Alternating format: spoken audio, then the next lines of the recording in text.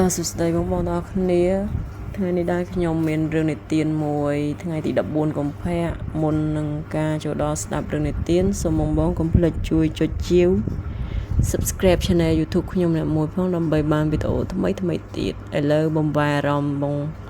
ប្អូនទាំងអស់គ្នាចូលស្ដាប់រឿងនិទានទាំងអស់គ្នារីករាយថ្ងៃទី14កុម្ភៈនេះជានិទានរឿងខ្លីមួយសម្រាប់ថ្ងៃនេះក្លិនកាហ្វេនិងក្តីស្រឡាញ់ព្រឹកថ្ងៃទី14កុម្ភៈទីក្រុងភ្នំពេញភ្ញាក់ឡើងជាមួយនឹងពន្លឺទន់ភ្លន់នៅតាមដងផ្លូវក្មេងលក់ផ្កាដើរលក់ផ្កាកុលាបក្រហមដែលទើបនឹងដកពីសួនមកថ្មីនៅមានទឹកសន្សើមស្រក់ចុះតាមប្រជាក្នុងហាងកាហ្វេតូចមួយកែវក្បែរវត្តភ្នំនារីរូបស្អាតម្នាក់កំពុង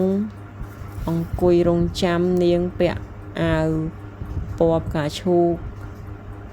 ស្លោកហើយក៏ស្រែងភ្នែកសន្លឹងមើលទ្វារហាងរាល់ពេលដែលឮសូរកណ្ដឹងរោលនៅលើតុមានថូផ្កាកុលាបក្រហមមួយនិងស្រោមសំបុត្រក្រហមមួយដែលនាងដាក់ពីលើតុតាំងពីមកដល់មួយសន្ទុះក្រោយមកបុរសវ័យក្មេងម្នាក់ដើរចូលមកដោយ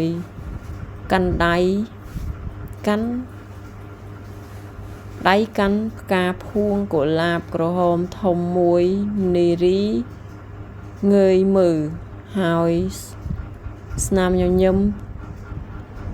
ភ្លឺថ្លាក៏លេចឡើងលើផ្ទៃមុខសុំទោសដែលយឺតបុរសនោះនិយាយទាំងដកដង្ហើមធំស្ទះចរាចរណ៍ថ្ងៃនេះអូចាណាស់មិនអីទេនារីឆ្លើយទាំងញញឹមខ្ញុំទើបតែមកដល់ដែរបុរសនោះអង្គុយចុះហើយប្រគល់ភួងផ្កាឲ្យនារីនាងទទួលយកដោយក្តីរំភើបហើយ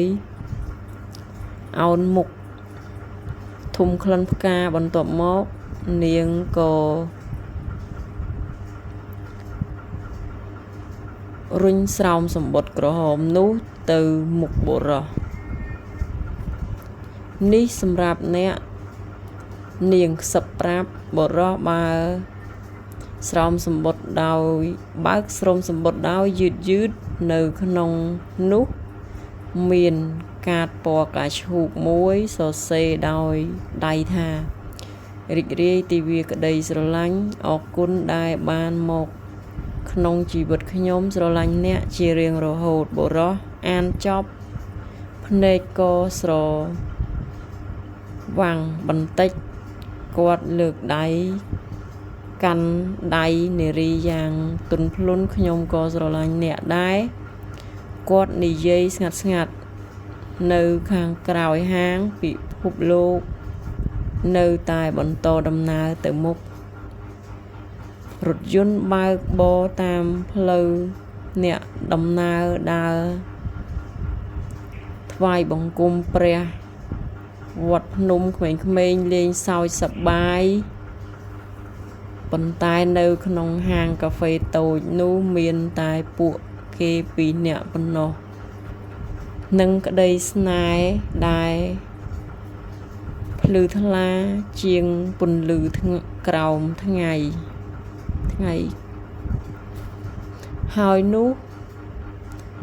ហើយជារឿងរ៉ាវនៃថ្ងៃទី14កុម្ភៈដែលមិនត្រូវការអ្វីក្រៅពីក្តីស្រឡាញ់ពិតប្រាកដនឹងកាហ្វេមួយពែងក្តៅនោះទេរីករាយទិវានៃក្តីស្រឡាញ់សូមអរគុណ អត្ថបទខ្ញុំមានតែប៉ុណ្្នឹងទេបាទរាល់ការអានមានខុសឆ្គងត្រង់ចំណុចណាមួយសូមខន្តីអភ័យទោសដល់រូបនាងខ្ញុំផងសូមអរគុណសូមជម្រាបលាបាយបាយជួបគ្នាក្នុងវីដេអូក្រោយៗទៀត